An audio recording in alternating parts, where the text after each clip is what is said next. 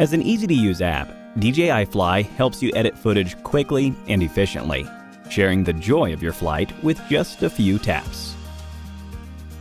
Open DJI Fly, enter Album, and tap Create on the bottom right of the interface to access the editor. You can either use Template or Pro mode to edit photos and videos. Create with the Template mode. In this mode, select from different templates on the right side of the screen and tap Apply. Import the amount of photos or video clips required, and the app will edit them into a video automatically with a preview.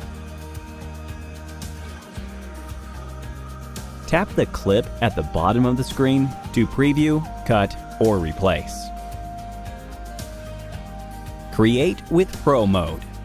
In Pro mode, you can import one or more photos and videos, which will be arranged automatically in the order that you select them.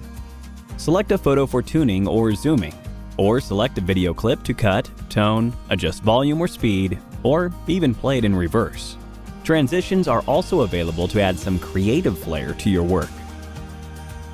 After editing each video clip or photo, you can also add filters and music to the entire video.